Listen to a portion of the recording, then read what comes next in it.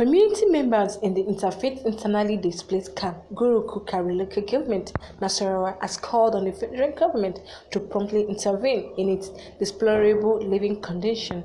Head of School Gurku IDP camp Gideon Jirbi made a call during an intervention support visit of a non-governmental organization to the camp on Wednesday. He said the people are living in their needs of help as most people suffer from post-traumatic stress disorder, with many children not having access to education, which places their future at risk. The head of school, however, appealed to the federal government to provide adequate manpower and more classrooms for the overpopulated pupils in the school in order to boost the quality of education. IDP camp, Gurku here, our major challenge is electricity, that is power supply. We are still in the dark. We don't have access to light. We don't have even to charge our phone. We have some gadgets like computers to facilitate our learning, but we have problem of electricity. We also have another problem of potable drinkable water. Up to now, there are vast population here that are suffering with problem of water. Then every year we keep receiving new set of internal displaced persons because the insecurity challenges still exist in the northeast. So we still have some people within the IDP camp that are homeless. They don't have where to sleep. They stay overpopulated in a house. The federal government first is we are hoping to return back to our place.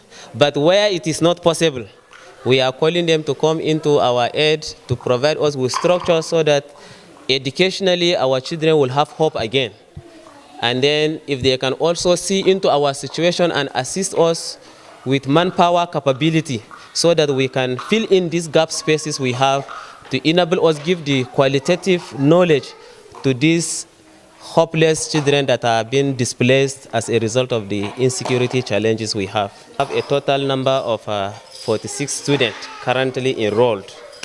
Then in the interfaith IDP camp primary school section, we have a total number of 230 students currently enrolled. So the total number of them put together are 277. Founder Youth Leadership Initiative for Social Justice, Chinenye Nwevo, said they are actively committed to increasing the quality of life for every child through educational and healthcare empowerment. Expressing concern, Admin Officer of Interfaith IDP Camp, Deplorable, noted that the camp is currently overloaded with tons of newly displaced persons. They therefore call on the government to help with infrastructure in order to accommodate more displaced persons. Okay, we are here on one of our interventions to the IDP camps in FCT. This particular one is a school, a Montessori education school in the Gurku community camp. So we've come here to provide some learning tools for them to aid their study. Okay, so basically just directly, I noticed that in Montessori, standard Montessori learning, they are supposed to sit on individual mats to do their work.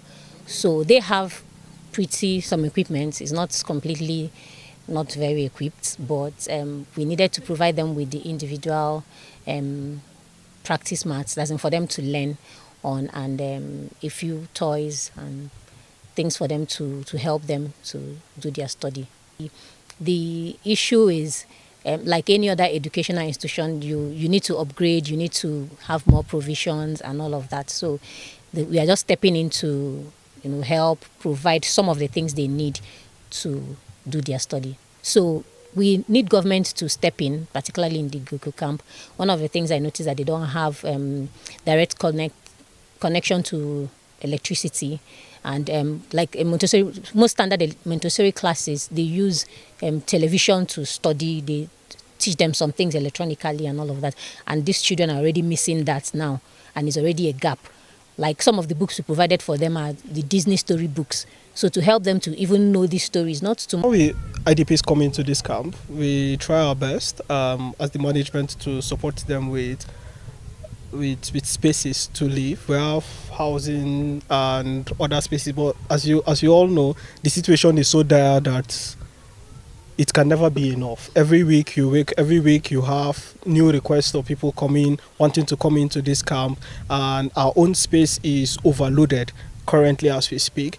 We have to even be making accommodations for people to squat, so all of the situation is so dire, and we really need so much, particularly with regards to the government and how the government can come in. This is a private camp and it's privately managed and privately run. The government can come in, support us with infrastructure, support us to create more housing spaces, improve the living conditions of people here, to support our youths. We have a teeming youth population, at least capacity development initiatives, to just help them